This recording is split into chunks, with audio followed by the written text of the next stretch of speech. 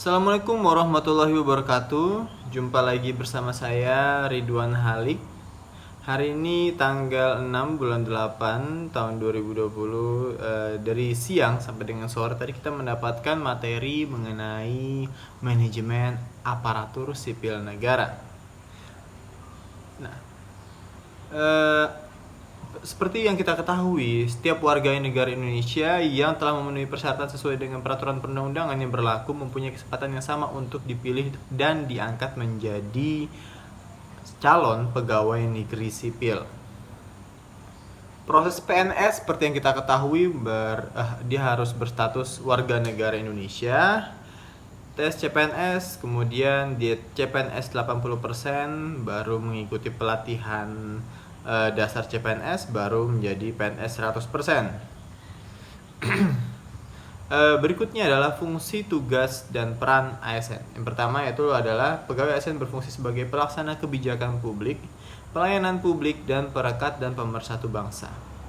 Yang kedua adalah pegawai ASN bertugas melaksanakan kebijakan publik yang dibuat oleh pejabat pembina kepegawaian sesuai dengan ketentuan peraturan perundang-undangan.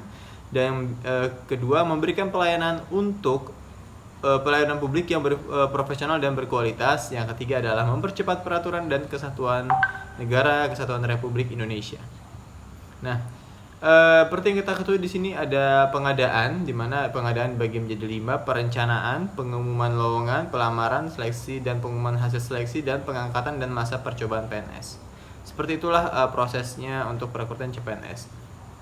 Terus kemudian manajemen ASN. Manajemen ASN adalah manajemen pegawai negeri sipil, adalah pengelolaan pegawai negeri sipil untuk menghasilkan pegawai negeri yang sipil yang profesional, memiliki nilai dasar, etika profesi, bebas dari intervensi politik, bersih dan dari praktik korupsi, kolusi, dan nepotisme. Yang berikutnya adalah aparatur sipil negara, selanjutnya disingkat ASN. Adalah profesi bagi pegawai negeri sipil dan pegawai pemerintah dengan perjanjian kerja yang bekerja pada instansi pemerintah.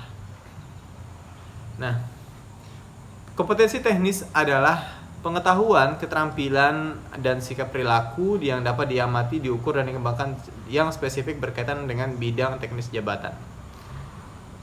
Berikutnya adalah manajemen PNS, terbagi menjadi ada 14. Yang pertama adalah penyusunan dan penetapan kebutuhan. Kedua, pengadaan, pengangkatan dan jabatan, pengembangan karir, pola karir, promosi, mutasi, penilaian kinerja, penggajian dan tunjangan, penghargaan, disiplin, pemberhentian, jaminan pensiun dan jaminan hari tua, dan perlindungan. Kewajiban PNS dasarnya adalah PP nomor 53 tahun 2010 tentang disiplin PNS. Mengucapkan sumpah janji PNS, mengucapkan sumpah janji jabatan, setia dan taat sepenuhnya kepada Pancasila, melaksanakan tugas kedinasan, menjunjung tinggi kehormatan negara, dan seterusnya. Lanjutan kewajiban PNS. Kewajiban PNS itu apa aja sih yang harus diketahui sebagai calon PNS?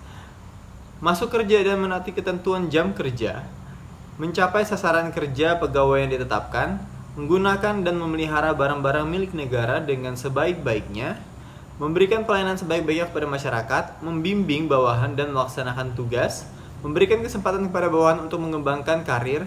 Yang terakhir adalah menaati peraturan kedinasan yang ditetapkan oleh pejabat yang berwenang. Larangan bagi PNS. Berdasarkan PP nomor 53 tahun 2010 tentang disiplin PNS, adalah segala ketentuan yang tidak boleh dilanggar dan wajib dihindari oleh setiap PNS. Yang pertama adalah menyalahgunakan wewenang. Yang kedua, menjadi perantara untuk mendapatkan keuntungan pribadi. Tiga, tanpa izin pemerintah menjadi pegawai dan pekerja untuk negara lain.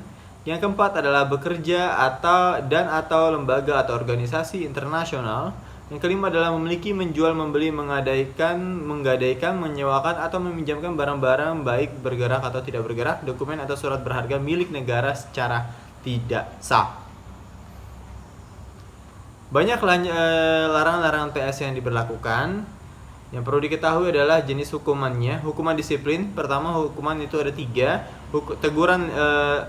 teguran terlebih dahulu, teguran lisan, teguran tertulis, dan penyerahan pernyataan tidak puas secara tertulis. Jenis hukuman disiplin sedang. Jenis hukuman disiplin sedang adalah penundaan kenaikan gaji, penundaan kenaikan pangkat, penurunan pangkat setingkat lebih rendah selama 1 tahun. Jenis hukuman disiplin berat adalah penurunan pangkat setingkat lebih rendah, pemindahan dan dalam rangka penurunan jabatan, pembebasan dari jabatan, pemberhentian dengan hormat, dan pemberhentian tidak dengan hormat sebagai PNS. Hal itu saja yang bisa saya sampaikan pada malam hari ini. Kurang lebih mohon maaf. Wassalamualaikum warahmatullahi wabarakatuh. Dadah.